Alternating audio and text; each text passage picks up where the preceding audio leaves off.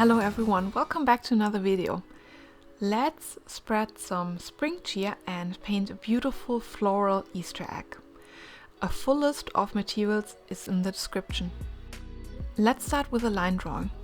I use a lid to help me create the outline for the Easter egg. The pencil lines will be erased later and there is no need to get it perfect. Additionally, I draw two pencil lines, which I will use later as a guideline for the lettering. For this painting, I'm using 3 different sizes of brushes. Let's start with the largest brush and paint flowers with 5 petals each. Each petal is painted with 2 brush strokes and then corrected if needed. The petals can have different sizes as imperfection is the key.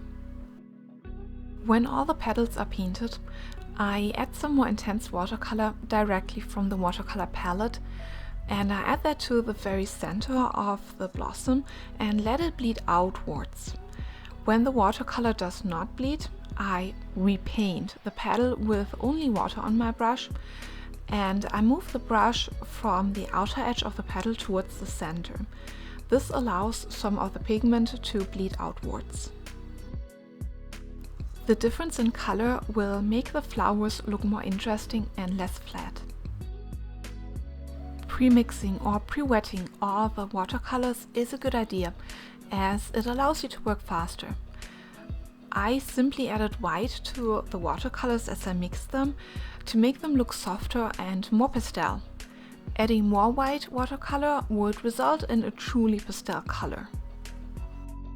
For the last 2 pink blossoms, I switched to a smaller brush, resulting in smaller flowers. The next set of flowers will also be painted with that brush, but with orange watercolor. These are painted using the same method. For the orange flowers, I can skip dropping in more intense pigment from the palette, as it is barely visible.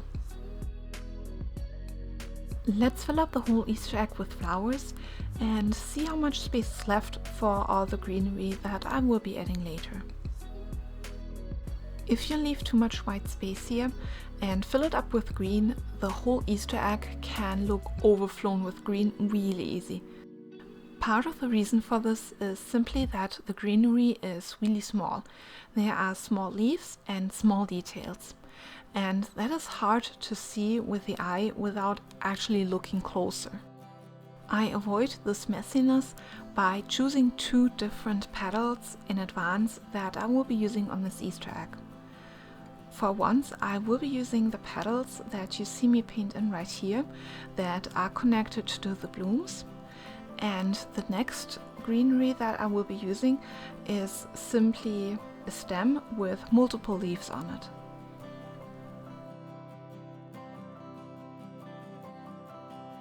This painting is really small, so 2 different variations of greenery is good enough. Adding more variation would just result in it looking somehow messy.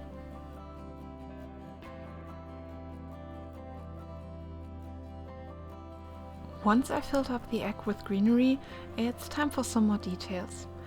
The blooms that I painted in earlier should be dry by now. Let's add some stamen to the blooms. I'm adding 4 to 6 little dots on the blossoms, on the petals themselves, and 1 in the center. I will be connecting them in a little bit. As for color choices, I choose to use the same color that I used for the blossom, for the bloom. So for the pink bloom, I'm using a dark pink version. So I'm using the watercolor directly off of my palette in a more intense way, so that it actually stands out on the blooms. For the orange flowers, I also take some of the orange pigment directly off of my palette. I then pull out the smallest brush I have available for this painting and I draw little lines connecting the dots to the center dot. These lines do not need to be perfect, and if they are broken up, that's totally fine. I would like to fill up the Easter egg, and I would also make it look more cohesive. So I'm adding a bunch of dots in purple and orange to the Easter egg, just to fill it up a bit.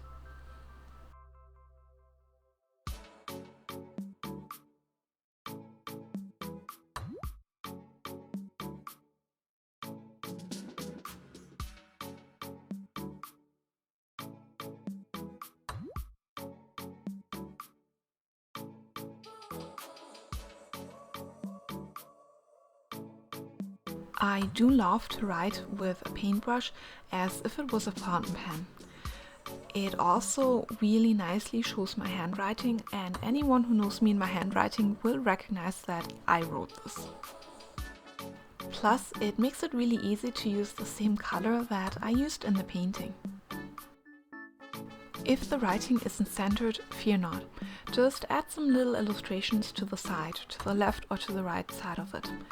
I decided to add a little flower there, just because the writing was too much towards the left, but it's all good. Just add some details.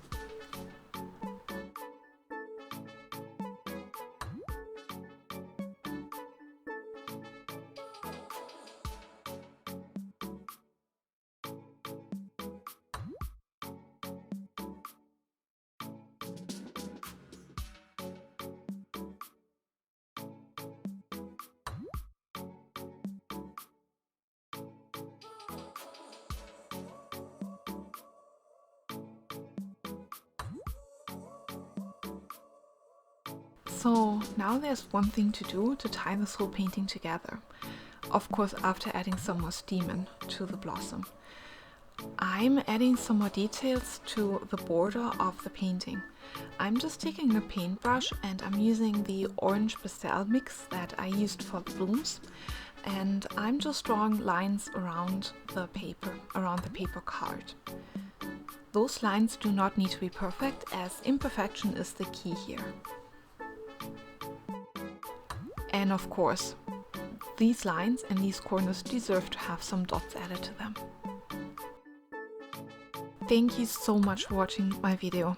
Please hit the like button, subscribe to my channel, and I will see you soon with another video.